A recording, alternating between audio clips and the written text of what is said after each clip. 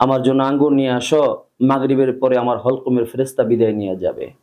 হলকমের ফেরেশতা বলতে? হলকমের ফেরেশতা বলতে গলার ঢোক গিলার যে এইটা যে এখানে থাইরয়েড আছে, এই থাইরয়েডের একটা ফেরেশতা আছে যে এখানে এটা আল্লাহর হুকুমে খানাকে নিচে নেয়, হ্যাঁ পৌঁছায় দেন, অথবা আল্লাহর হুকুম না থাকলে ভিতরে প্রবেশ করতে পারে না, পৌঁছাইতে পারেন না। আসসালামু আলাইকুম ওয়া রাহমাতুল্লাহ।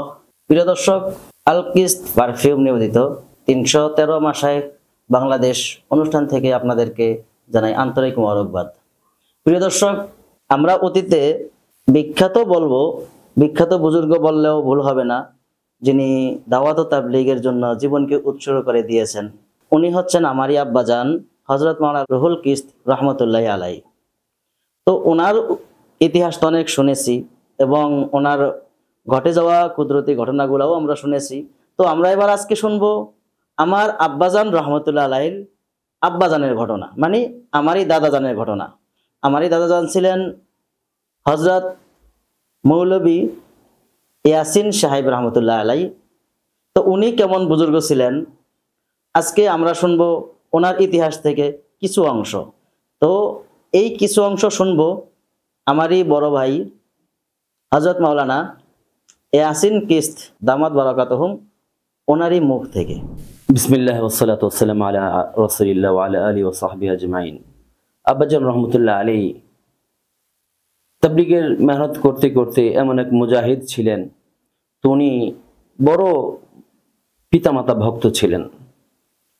তো উনি একবার বললেন যে আব্বাজান, আমার বাবা জান কারি ইয়াসিন রহমতুল্লাহ আলাইহি আমাকে বলতো, রুহুল কিস্ত আমার তো আঙ্গুর খাইতে মন চাইতেছে, তুমি আমার জন্য আঙ্গুর নিয়ে আসো, মাগরিবের পরে আমার হলকমের ফেরেশতা বিদায় নিয়ে যাবে।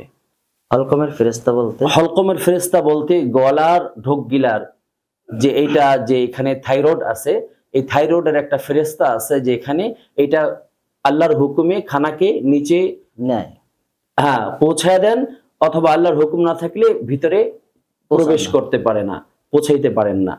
তো এটা হচ্ছে হলকমের ফেরেশতার রোগ, দায়িত্ব। হ্যাঁ দায়িত্ব। তো যেটা ইনদাল গারগারা বলা হয় যে মানুষের যখন ইন্তেকাল হয়ে যায়, ইন্তেকালের মুহূর্তে এখানের ফেরেশতা পূর্বে বিদায় নিয়ে যায়, তখনই গরগরা শুরু হয়। আব্বাজান রহমতুল্লাহ আলাইহি বলল যে আমার পিতা দাদা, আমার দাদাজান যে উনি ইন্তেকালের পূর্বে বললেন যে রুহুল কিস্ত তুমি আমার জন্য আঙ্গুর নিয়ে আসো, আসরের পরে মাগরিবের পরে এরকম ভাবে আমার হলকমে ফেরেশতা বিদায় নিয়ে যে আঙ্গুর খেতে মন চায়। আব্বাজান রহমতুল্লাহ আলাইহি সেই মানিকা বুরহানুদ্দিন মানিকা থেকে ভোলায় আসলেন সাইকেল চালিয়ে, এসে আঙ্গুর নিয়ে আবার দ্রুত করে দাদাজান রহমতুল্লাহ আলাইহির খেদমতে পেশ করলেন আর খাওয়ালেন ওনাকে। উনি এরকম ভাবে পক্স হয়েছিল, বসন্ত রোগে আক্রান্ত ছিল। ওই জমানে বসন্তর চিকিৎসা হতো না, মানুষ এরকম ভাবে বিগলিত, দাদাজান হ্যাঁ বিগলিত হয়ে এরকম ভাবে পচন লেগে যেত এবং বিগলিত হয়ে গোশত খসে পড়তো। তো দাদাজান বললেন মাগরিবের পরে আঙ্গুর খাওয়ার পরে, রুহুল কিস্ত আমি তোমাকে তাবলীগের জন্য অনেক বাধা দিয়েছি, অনেক বারণ করেছি, অনেক কটু বাক্য ব্যবহার করেছি, তুমি আমাকে ক্ষমা করে দাও। দেখো আজকে আরবের মেহমান আসছে আর আমাকে এই কথাই বলতে আছে যে তোমার পুত যা করতেছে তা সঠিক করতেছে এবং নবীওয়ালা কাজ করতেছে। রুহুল কিস্ত আমি মুহূর্তের আগে দুইটা কথা বলে যাই, তোমার ভাই বোন সবাইকে ডেকে নিয়ে আসো, কারণ মাগরিবের এশার পরে আমার চোখের ফেরেশতা বিদায় নিয়ে যাবে। বলছে মাগরিবের পরপর সবাইকে একত্রিত করা হলো, সবাইকে দাদাজান রহমতুল্লাহ আলাইহি নসিহত করলেন, এশারের পরে অন্ধ হয়ে গেলেন।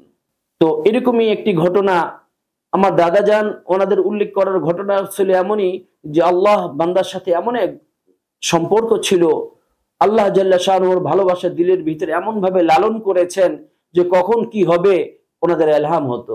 আয় আফসোস এই জামানার উম্মতে মুহাম্মাদের জন্য এরকম একটি সম্পর্ক বন্ধন যদি আল্লাহ তাআলার সাথে আমরা স্থাপন করে নিতাম, হায় আফসোস। আল্লাহ যেন আমাদেরকে এরকম বড় ওলিদের মতো এরকম ভাবে আল্লাহ তাআলার মানসা মোতাবেক নিজের জীবনকে আল্লাহর রাহে উৎসর্গ করার তৌফিক দান করেন। আমিন আমিন। তেমনি ভাবে দাদিজান রহমতুল্লাহ আলাইহি হ্যাঁ উনি একদিন বললেন, রুহুল কিস্ত আমার ইন্তেকালের মুহূর্ত, তো তুমি এতদিন বোনদের চুরি কেনার কথা বলে তুমি টাকা নিয়ে গেছো, প্রতি বছরে বছর বোনদেরকে চুরি কিনা দিবা, হ্যাঁ আর বোনরা বলতো ভাইজান আপনি আমাকে টেহাল হয়ে গেছেন, বলার ভাষায় কইতে আছি ভাইজান আপনি আমাকে সুর কিনার কথা কইয়া টেহাল হয়ে গেছেন, সুর তো দিলেন না, বই তোমাকে সুর আমি জান্নাতে দিব, তোমাকে চুর আমি জান্নাতে দিব। আব্বাজান রহমতুল্লাহ আলী হয়তো এর বহু গুণ দিয়েছেন বোনদেরকে, কিন্তু এই কথা বলতেন তোমাদের চুর আমি জান্নাতে দিব।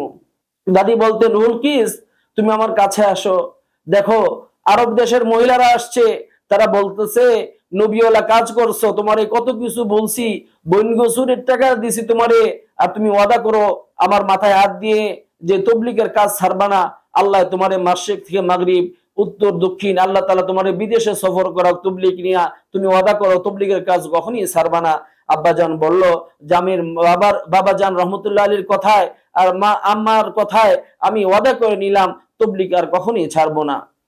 তো দাদির এরকম এক অবস্থা ছিল। এই জন্য মহতারাম, আমরা দাওয়াতে তাবলিগ না নোটের জন্য না ভোটের জন্য, দাওয়াতে তাবলিগ তো বাইনাকা ওয়া বাইনাল্লাহ, হাল্লাকা সিররুন ইনদাল্লাহ বাইনাকা আনতা ওয়া বাইনাল্লাহ। কবি বলতেছে তোমার এমন কোন গোপনীয় এরকম কোন গচ্ছিত কোন কিছু আছে কি লুকানো গচ্ছিত, যেটার তুমি দোহাই দিয়ে আল্লাহ তাআলা থেকে তুমি কিছু চেয়ে নিতে পারো, এরকম গচ্ছিত কোনো জিনিস এরকম রেখে যাওয়া, যেন এমন জীবন করিবে গঠন, মরণে হাসিবে তুমি কাঁদিবে ভুবন। দাদা জানের কতদিন পরে দাদি জান মারা গেছিল? প্রায় বছর খানিক পরে। প্রিয় দর্শক, এতক্ষণ আমরা শুনলাম আমারই দাদা জান অর্থাৎ হযরত মাওলানা রুহুল কিস সাহেব রহমতুল্লাহ আলাইহি, ওনার বাবা জানের ইতিহাস। উনিও কেমন বুজুর্গ ছিলেন, কত বড় বুজুর্গ হলে মৃত্যুর আগ মুহূর্তে বলতে পারেন তার হালতের কি বর্ণনা। ইলহাম হয় কত বড় বুজুর্গ হইলে, আল্লাহর নিকটবর্তী বা আল্লাহর পেয়ারা বান্দা হইলে। তো আমরা এতটুকুই আশা করি যে ওনাদের ইতিহাস থেকে কি শিক্ষণীয়, যে আমরাও যাতে এরকম আল্লাহ তাআলার মহাব্বতের বান্দা হইতে পারি, আল্লাহ তাআলার প্রিয় বান্দা হইতে পারি, এবং সমস্ত খারাপি থেকে আল্লাহ তাআলা যেন আমাদেরকে হেফাজত করেন, আমিন, আমাদেরকে যেন দিনের জন্য কবুল করেন। আমিন। আসসালামু আলাইকুম ওয়া রাহমাতুল্লাহ। ঘরের নিত্য প্রয়োজনীয় পণ্য পেতে ভিজিট করুন www.kistbazarbd.com। কিস্ত বাজারের বর্ষপূর্তি উপলক্ষে ওয়েবসাইটে চলছে স্পেশাল ডিসকাউন্ট।